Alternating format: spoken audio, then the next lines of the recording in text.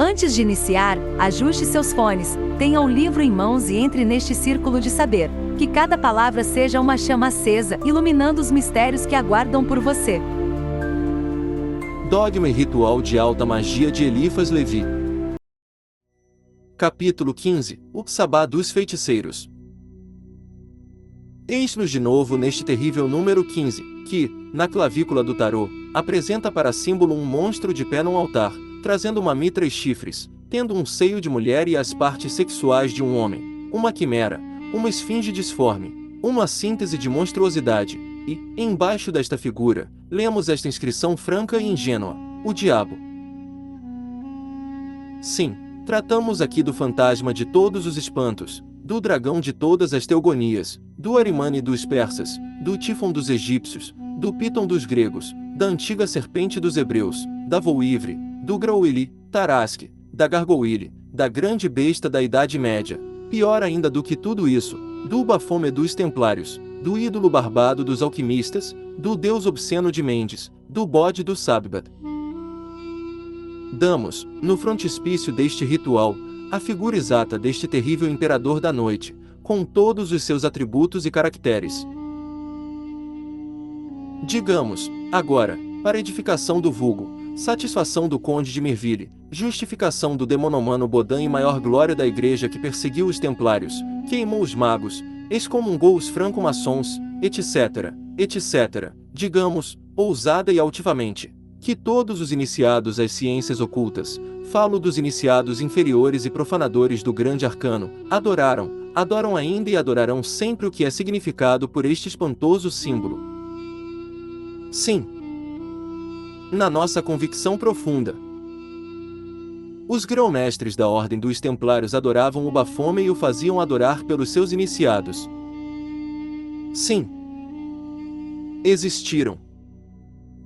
Podem existir ainda as assembleias presididas por esta figura assentada num trono com a sua tocha ardente entre os chifres. Somente que os adoradores deste emblema não pensam, como nós, que seja a representação do diabo, mas sim a do Deus Pan, o Deus das nossas escolas de filosofia moderna, o Deus dos teurgistas da escola de Alexandria e dos místicos neoplatônicos dos nossos dias, o Deus de Lamartine e Victor Cousin, o Deus de Spinoza e Platão, o Deus das escolas gnósticas primitivas, o próprio Cristo do sacerdócio dissidente. E esta última qualificação dada ao bode da magia negra não admirará aos que estudam as antiguidades religiosas e que seguiram, nas suas diversas transformações, as fases do simbolismo e do dogma, quer na Índia, quer no Egito ou na Judéia. O touro, o cão e o bode são os três animais simbólicos da magia hermética na qual se resumem todas as tradições do Egito e da Índia. O touro representa a terra ou o sal dos filósofos, o cão é Hermanubis, o mercúrio dos sábios, o fluido, o ar e a água, o bode representa o fogo, e é, ao mesmo tempo, o símbolo da geração. Na Judéia, eram consagrados dois bodes, um puro, outro impuro. O puro era sacrificado em expiação dos pecados, o outro, carregado por imprecação destes mesmos pecados, era enviado em liberdade ao deserto. Coisa estranha, mas de um simbolismo profundo. A reconciliação pelo devotamento e a expiação pela liberdade. Ora, todos os padres que se ocuparam do simbolismo judeu reconheceram no bode imolado a figura daquele que tomou, dizem eles, a própria forma do pecado. Logo, os gnósticos não estavam fora das tradições simbólicas quando davam ao Cristo libertador a figura mística do bode.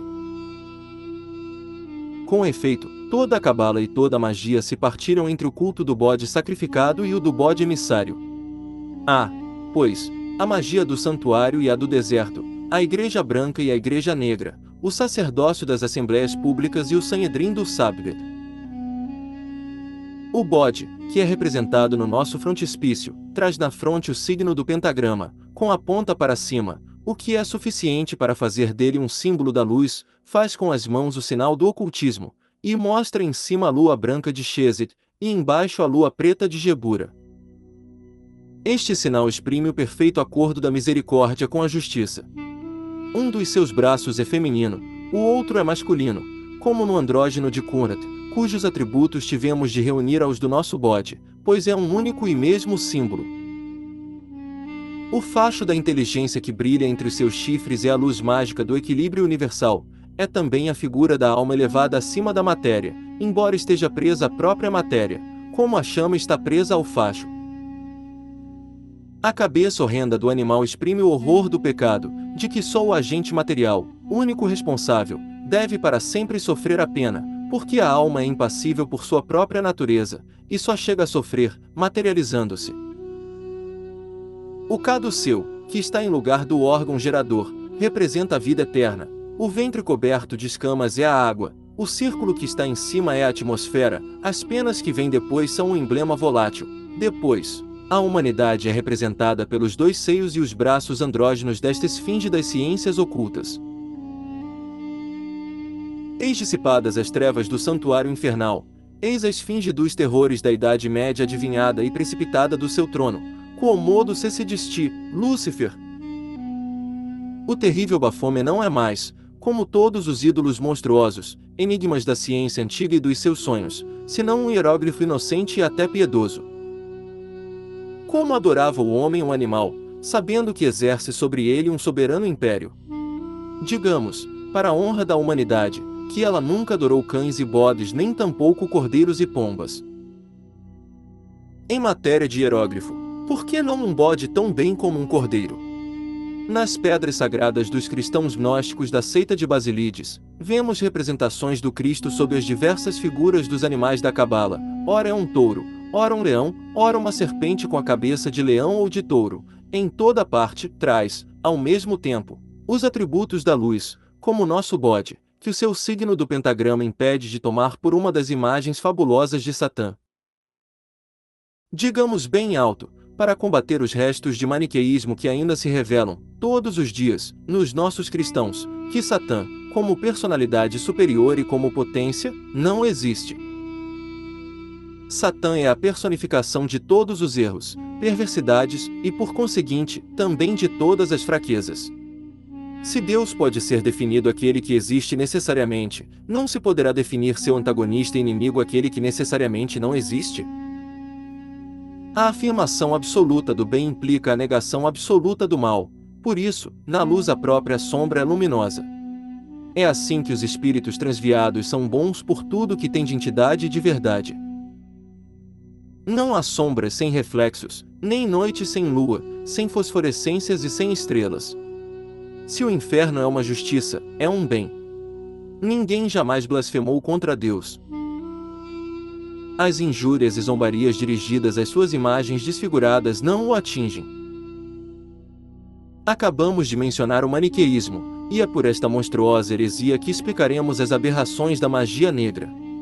O dogma de Zoroastro, mal entendido, a lei mágica das duas forças que constituem o equilíbrio universal, fizeram imaginar a alguns espíritos ilógicos uma divindade negativa, subordinada, mas hostil à divindade ativa.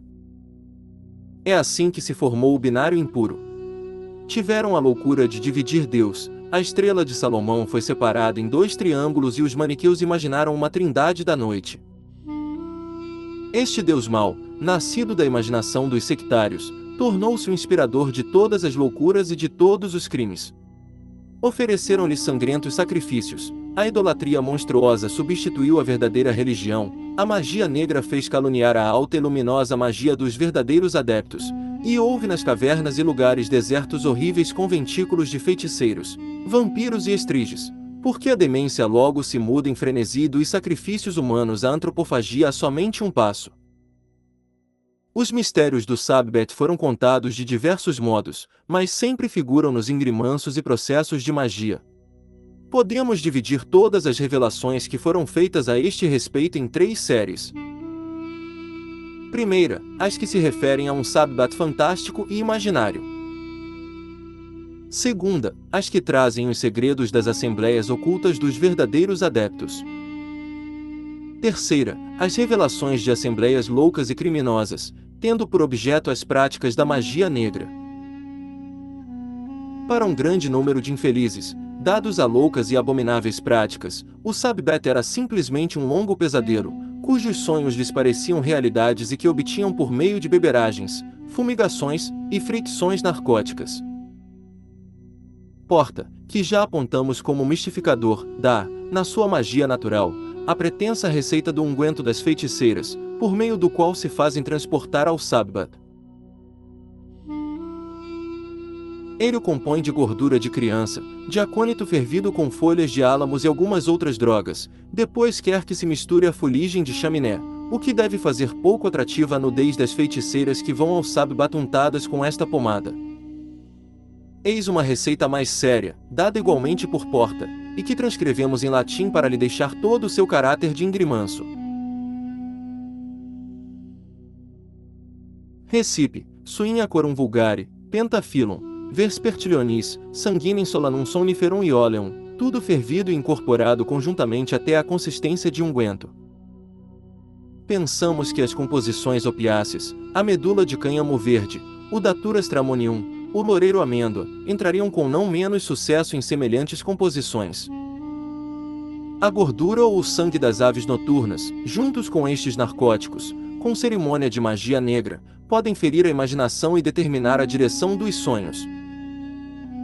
É a Sabbath sonhados desta maneira que é preciso relacionar as histórias de bodes que saem de um cântaro e aí entram depois da cerimônia de posse infernais recolhidos do traseiro do mesmo bode, chamado Mestre Leonardo, de festins em que se comem abortos são cozidos sem sal, com serpentes e sapos, de danças em que figuram animais monstruosos ou homens e mulheres de formas impossíveis, de depravações desenfreadas em que os íncubos dão um esperma frio.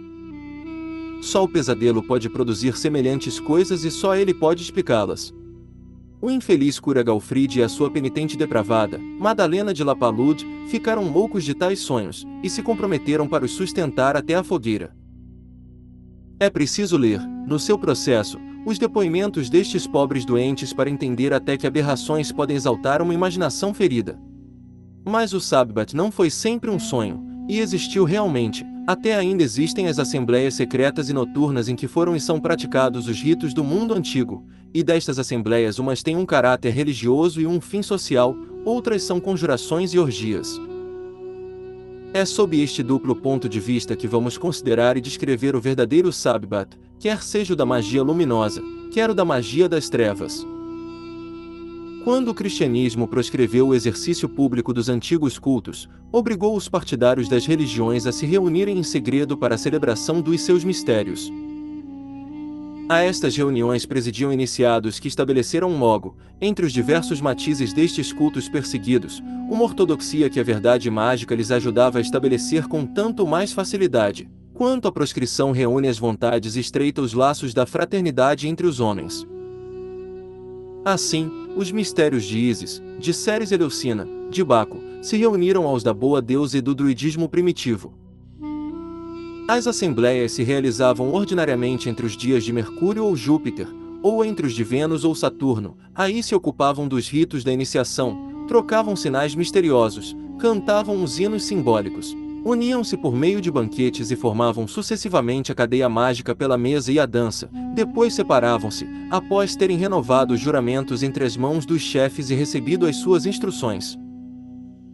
O recipiendário do Sabbath devia ser levado à assembleia com os olhos cobertos pelo manto mágico, com o qual o envolviam inteiramente, faziam-no passar sobre grandes fogueiras e faziam, ao redor dele, ruídos espantosos. Quando descobriam o seu rosto, ele via-se rodeado de monstros infernais e em presença de um bode colossal e monstruoso, que lhe ordenavam de adorar. Todas estas cerimônias eram provas da sua força de caráter e da sua confiança nos seus iniciadores. Principalmente a última prova era decisiva, porque apresentava, a princípio, ao espírito do recipiendário, alguma coisa humilhante e ridícula. Tratava-se de beijar respeitosamente o traseiro do bode e a ordem era dada sem cerimônia ao neófito. Se recusava, cobriam-lhe a cabeça e o transportavam longe da assembleia com tal rapidez, que ele acreditava ter sido carregado pelas nuvens. Se aceitava, faziam-no girar ao redor do ídolo, e aí ele achava, não uma coisa repelente ou obscena, mas o fresco e gracioso rosto de uma sacerdotisa de Ísis ou Maia, que lhe dava um beijo maternal, depois era admitido ao banquete. Quanto às orgias que, em várias assembleias deste gênero, seguiam o banquete, é necessário guardar-se bem de crer que tenham sido geralmente admitidas nestes ágapes secretos, Mas sabemos que várias seitas gnósticas as praticavam nos seus conventículos desde os primeiros séculos do cristianismo. Que a carne tenha tido seus protestantes nos séculos de ascetismo e compressão dos sentidos, isso devia ser e nada tem que nos admire, mas não se deve acusar a alta magia de desregramentos que ela nunca autorizou. Ísis é casta na sua viuvez, a Diana Panteia é virgem, Hermanubis, tendo os dois sexos, não pode satisfazer nenhum, o hermafrodita hermético é casto. Apolônio de Tiana nunca se abandonou às seduções do prazer, o imperador Juliano era de uma castidade severa, Plotino de Alexandria era rigoroso, nos seus costumes, como um asceta, Paracelso era tão estranho aos loucos amores, que o julgaram de um sexo duvidoso.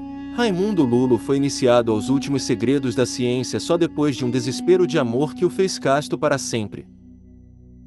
É também uma tradição da alta magia que os pantáculos e talismãs perdem toda a sua virtude quando aquele que os traz entra numa casa de prostituição ou comete um adultério. O sábbat orgíaco não deve, pois, ser considerado como dos verdadeiros adeptos. Quanto ao próprio nome de sábbat, quiseram fazê-lo vir do nome de Sabazius, outros imaginaram etimologias diferentes. A mais simples, conforme nossa opinião, é a que faz vir esta palavra do sábbat judaico, pois é certo que os judeus, depositários mais fiéis da cabala, foram quase sempre, em magia, os grandes mestres da Idade Média. O sábado era o domingo dos cabalistas, o dia da sua festa religiosa ou antes a noite da sua assembleia regular. Esta festa, rodeada de mistérios, tinha por salvaguarda até o espanto do vulgo e escapava à perseguição pelo terror. Quanto ao sábado diabólico dos necromantes, este era uma falsificação do dos magos e uma assembleia de malfeitores que exploravam os idiotas e loucos. Aí eram praticados horríveis ritos e feitas abomináveis misturas. Os feiticeiros e feiticeiras faziam aí a sua polícia e se informavam uns aos outros, para sustentar mutuamente a sua reputação de profecia e adivinhação, porque os adivinhos eram, então, geralmente consultados e faziam uma profissão lucrativa, exercendo ao mesmo tempo um verdadeiro poder. Estas assembleias de feiticeiros e feiticeiras não tinham, aliás, e não podiam ter, ritos regulares, tudo nelas dependia do capricho dos chefes e das vertigens da assembleia. O que contavam os que tinham podido assistir a elas servia de tipo a todos os pesadelos dos sonhadores e a da mistura destas realidades impossíveis e destes sonhos demoníacos que saíram as fastidiosas e tolas histórias do sábbat que figuram nos processos de magia e nos livros de Spranger, Delancre, Deauril e Baudin. Os ritos do sábbat gnóstico foram transmitidos na Alemanha a uma associação que tomou o nome de Mopse.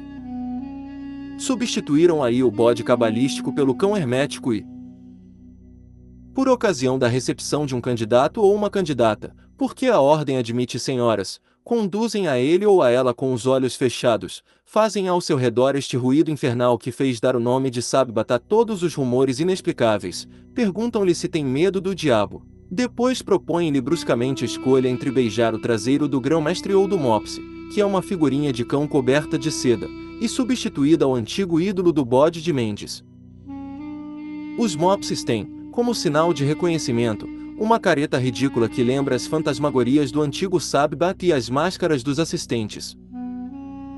De resto, a sua doutrina se resume no culto do amor e da liberdade. Esta associação foi produzida quando a Igreja Romana perseguiu a franco-maçonaria.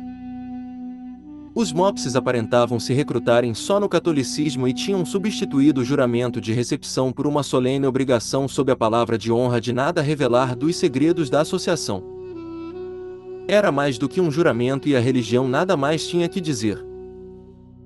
O Bafomé dos Templários, cujo nome deve ser soletrado cabalisticamente em sentido inverso, se compõe de 3 abreviações, tem OPAB, Templium Nil Passis Abas, o Pai do Templo, Paz Universal dos Homens. O Bafomé era, conforme uns, uma cabeça monstruosa, conforme outros, um demônio em forma de bode.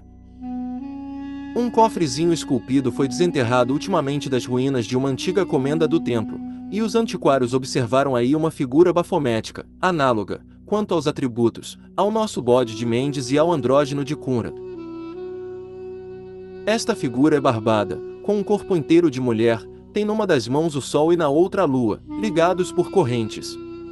É uma bela alegoria desta cabeça viril que atribui só ao pensamento o princípio iniciador e criador. A cabeça, aqui, representa o espírito, e o corpo de mulher, a matéria. Os astros presos à forma humana e dirigidos por esta natureza de que a inteligência é a cabeça, oferecem também a mais bela alegoria. O signo, no seu conjunto, não deixou de ser considerado obsceno e diabólico pelos sábios que o examinaram. Para que admirar, depois disso, de ver acreditadas, nos nossos dias, todas as superstições da Idade Média? Uma só coisa me surpreende, é que, acreditando no diabo e nos seus agentes, não acendem mais as fogueiras. O Sr. Veuiloto quereria, e isto é lógico para ele, é preciso honrar sempre os homens que têm coragem de sustentar a sua opinião. Prossigamos em nossas investigações curiosas e cheguemos aos mais terríveis mistérios do Ingrimanso, os que se referem à evocação dos diabos e aos pactos com o inferno. Depois de ter atribuído uma existência real à negação absoluta do bem, depois de ter entronizado o absurdo e criado um deus da mentira, restava a loucura humana invocar este ídolo impossível, e é o que os insensatos fizeram. Escrevíamos ultimamente que o respeitabilíssimo Padre Ventura, antigo superior dos teatinos, examinador dos bispos, etc., etc., depois de ter lido nosso dogma, declara que a cabala, a ser ver, era uma invenção do diabo, e que a estrela de Salomão era um outro artifício do mesmo diabo para persuadir que ele, o diabo, faz um só com Deus. E eis o que ensinam seriamente os que são mestres em Israel. O ideal do nada e das trevas, inventando uma sublime filosofia que é a base universal da fé e a chave de todos os templos. O demônio pondo a sua assinatura ao lado da de Deus. Meus veneráveis mestres em teologia, sois mais feiticeiros do que julgam ou do que julgais vós mesmos, e aquele que disse, o diabo é mentiroso como seu pai, teria, talvez, algumas pequenas coisas a corrigir nas decisões de vossas paternidades. Os evocadores do diabo devem, antes de tudo, ser da religião que admite um diabo criador e rival de Deus. Eis como procederá um firme crente na religião do diabo, para corresponder-se com seu pseudo-deus. Axioma mágico. No círculo da sua ação, todo verbo cria o que afirma. Consequência direta. Aquele que afirma o diabo, cria ou faz o diabo. O que é preciso ter para ser bem-sucedido nas evocações infernais? Primeiro, uma teimosia invencível. Segundo, uma consciência ao mesmo tempo endurecida no crime e muito acessível ao remorso e ao medo. Terceiro, uma ignorância aparente ou natural. Quarto, uma fé cega em tudo que não é crível. Quinto, uma ideia completamente falsa de Deus. É preciso depois, primeiramente, profanar as cerimônias do culto no qual se crê, e lançar aos pés os seus sinais mais sagrados. Em segundo lugar, fazer um sacrifício sangrento. Em terceiro lugar, obter a forquilha mágica. É um ramo de um só broto de amendoeira, que se deve cortar num só golpe, com a faca nova que terá servido para o sacrifício. A baqueta deve-se terminar em forquilha, é preciso pôr dentro desta forquilha de madeira uma forquilha de ferro ou aço, feita da própria lâmina da faca com a qual foi cortada. É preciso jejuar durante 15 dias, fazendo só uma refeição sem sal. Depois do ocaso do sol, esta refeição será de pão preto e sangue temperado com molho sem sal ou de favas pretas, e ervas leitosas e narcóticas. Cada 5 dias, depois do ocaso do sol, embebedar-se com vinho no qual terá feito infusão, durante 5 horas, de 5 cabeças de papoulas pretas e 5 onças de linhaça triturada, tudo contido numa toalha que tenha sido feita por uma prostituta. Em rigor, qualquer toalha serve, se for feita por uma mulher. A evocação pode ser feita, quer na noite da segunda para a terça-feira, quer na de sexta-feira para o sábado. É preciso procurar um lugar solitário e assombrado, tal como um cemitério frequentado por maus espíritos, uma ruína temida no campo, os fundos de um convento abandonado, o lugar onde foi cometido um assassinato, um altar druídico ou um antigo templo de ídolos. É preciso prover-se de uma roupa preta. sem costuras e sem manchas. De um barrete de chumbo constelado com os signos da Lua, Vênus e Saturno. De 2 velas de sebo humano colocadas em candelabros de pau preto cortados em forma crescente. De 2 coroas de verbena. De uma espada mágica de cabo preto. Da forquilha mágica, de um vaso de cobre contendo o sangue da vítima, de uma naveta contendo os perfumes, que serão de incenso, cânfora, aloés, âmbar pardo e estoraque, incorporados e amassados com sangue de bode, polpa e morcego. É preciso ter também 4 cravos tirados do caixão de um supliciado, a cabeça de um gato preto alimentado com carne humana durante 5 dias, um morcego afogado no sangue, os chifres de um bode com copuela com cubueri, e o crânio de um parricida. Todos estes objetos horríveis e muito difíceis de achar, estando reunidos, eis como devem ser dispostos. A pessoa traçará um círculo perfeito com a espada, deixando, todavia, uma ruptura ou um caminho de saída. No círculo escreve um triângulo, pinta com o sangue o pantáculo que traçou com a espada, depois num dos ângulos do triângulo, coloca o fogareiro de 3 pés, que poderíamos contar entre os objetos indispensáveis. Na base do triângulo faz 3 círculos para o operador e seus 2 assistentes, e atrás do círculo do operador traça, não com o sangue da vítima, mas com o próprio sangue do operador, o sinal do lábaro ou monograma de Constantino. O operador ou os acólitos devem ter os pés descalços e a cabeça coberta. Deve ter trazido também a pele da vítima imolada. Esta pele, cortada em faixas, será colocada no círculo e formará um outro círculo com os 4 cravos do supliciado. Perto dos 4 cravos e fora do círculo devem ser colocadas a cabeça do gato, o crânio humano ou antes inumano, os chifres do bode e o morcego. Devem ser aspergidos com um ramo de vidoeiro molhado no sangue da vítima. Depois acende um fogo de lenha e amieiro e cipreste. As 2 velas mágicas serão colocadas à direita e à esquerda do operador, dentro das coroas de verbena, ver a figura adiante. A pessoa pronunciará, então, as fórmulas de evocação que se acham nos elementos mágicos de Pedro de Apono ou nos ingrimansos, quer manuscritos, quer impressos. A do grande Grimório, repetida no vulgar dragão vermelho, foi voluntariamente alterada na impressão. Ei-la como deve ser lida. Per Adonai Elohim, Adonai Jehovah, Adonai Sabaoth, Metraton um Agla Adonai Maton, Verbum Pitonicum, Mysterium Salamandre, Conventus Silforum, Antragnomorum, Doemonia Coeli Gad, Almousin, Gibor, Jesosua, Evon, Zariatnatmik, Veni, Veni, Veni. Hífen 196. A grande evocação de Agripa consiste somente nestas palavras: Das mias gestet buenedues e dovema enitemaus. Não temos a pretensão de entender o sentido destas palavras que, talvez, não tem nenhum, e ao menos não deve ter nenhum que seja razoável, pois que tem o poder de evocar o diabo, que é a soberana irracionalidade. Pico de Mirandola, sem dúvida pelo mesmo motivo, afirma que na magia negra, as palavras mais bárbaras e absolutamente ininteligíveis são as mais eficazes e melhores. As conjurações são repetidas, elevando a voz e com imprecações e ameaças, até que o espírito responda. É ordinariamente precedido, quando vai aparecer, por um vento violento que parece fazer ressoar em todo o campo. Os animais domésticos tremem então e se escondem, os assistentes sentem um sopro diante da sua fronte, e os seus cabelos, umedecidos por um suor frio, se arrepiam nas suas cabeças. A grande e suprema evocação, conforme Pedro de Apono, é esta. Aia Sarai, Aia Sarai, Aia Sarai.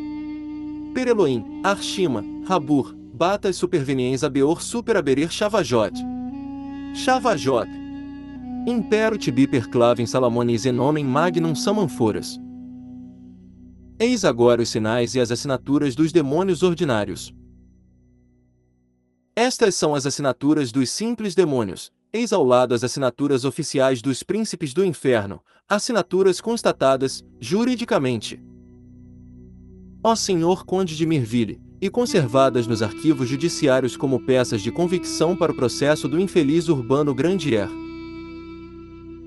Estas assinaturas estavam postas embaixo de um pacto de que o Sr. Colin de Plance deu o facsímile no atlas do seu dicionário infernal, e que traz como anotação: o rascunho está no inferno, no gabinete de Lúcifer, apontamento muito precioso sobre uma localidade muito mal conhecida e sobre uma época ainda tão perto da nossa, anterior, portanto, ao processo dos moços Labarre e d'Eslonde, que, como todos sabem, foram contemporâneos de Voltaire. A cédula era dupla, o espírito maligno levava uma, e o reprovado voluntário ficava com a outra.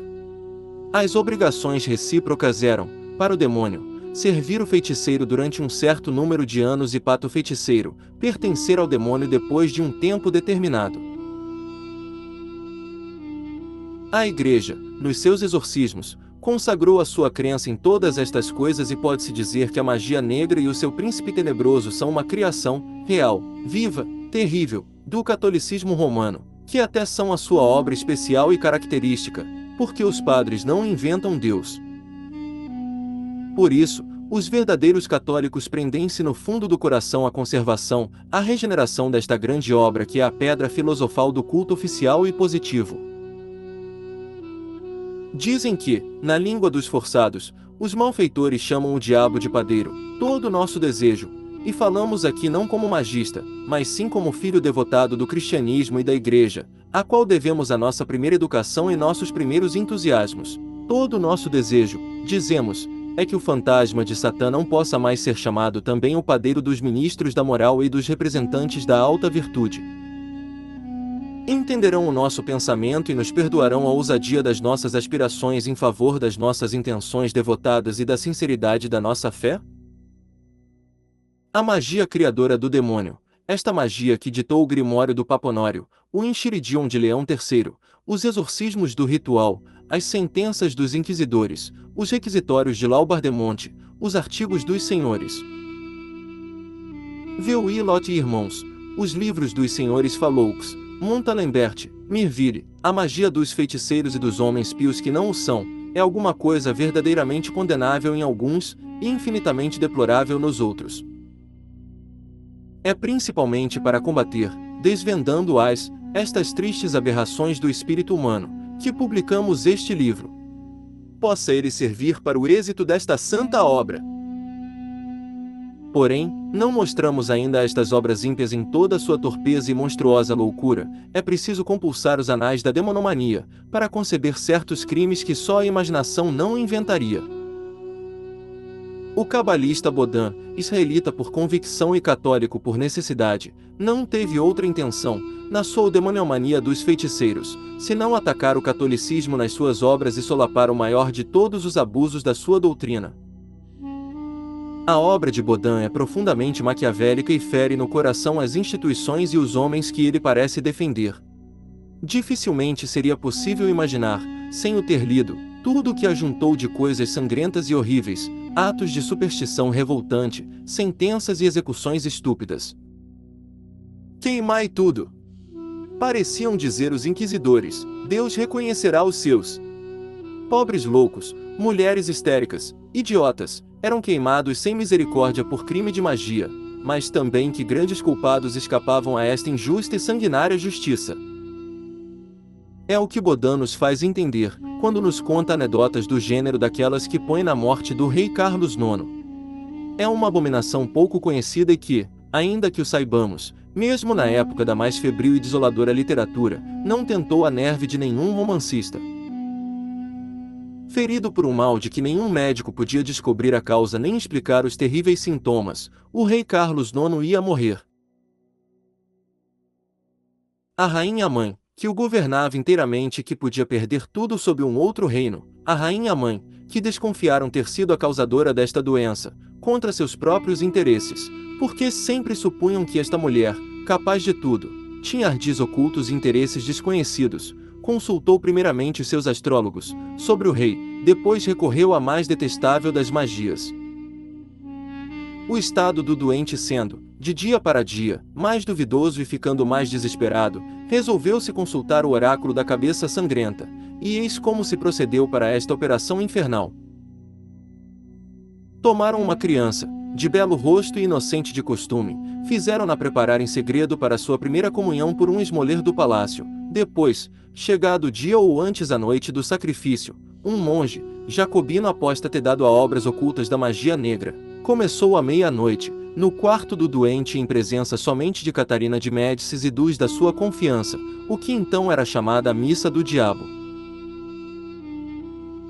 Para esta missa, celebrada diante da imagem do demônio, tendo sob seus pés uma cruz deitada, o feiticeiro consagrou 2 hóstias, uma preta e outra branca. Branca foi dada à criança, que levaram vestida como para o batismo e que foi degolada nos próprios degraus do altar, logo depois da sua comunhão. A sua cabeça, separada do tronco num só golpe, foi colocada, toda palpitante, sobre a grande hóstia negra que cobria o fundo da pátena, e, depois, levada para uma mesa em que ardiam lâmpadas misteriosas. O exorcismo começou então e o demônio foi posto em condições de pronunciar um oráculo e responder pela boca desta cabeça a uma questão secreta que o rei não ousaria fazer em voz alta e nem mesmo tinha confiado a ninguém. Então, uma voz fraca, uma voz estranha e que nada tinha de humana, se fez ouvir nesta pobre criancinha mártir. Sou forçado a isso, dizia esta voz em latim, vim patior. A esta resposta, que, sem dúvida, anunciava ao doente que o inferno não o protegia mais, um estremecimento horrível se apoderou dele, os seus braços ficaram rijos. Ele gritou com voz rouca, afastai esta cabeça! Afastai esta cabeça! E, até o seu último suspiro, não o ouviram dizer outra coisa. Os que o serviam e que não estavam na confidência deste horrível mistério, acreditaram que era perseguido pelo fantasma de Coligny e que julgava ver diante de si a cabeça do almirante, mas o que agitava o moribundo já não era mais um remorso, era um terror sem esperança e um inferno antecipado. Esta negra lenda mágica de Bodin lembra as abomináveis práticas e o suplício bem merecido deste Gilles de Laval, senhor de raiz, que passou do asceticismo à magia negra e se entregou, para conciliar as boas graças de Satã, aos mais revoltantes sacrifícios. Este alienado declarou, no seu processo, que Satã lhe aparecerá diversas vezes, mas que o tinha enganado sempre, prometendo tesouros que lhe não dava nunca. Resultou das informações jurídicas que várias centenas de infelizes crianças tinham sido vítimas da cupidez e da imaginação atroz desse assassino.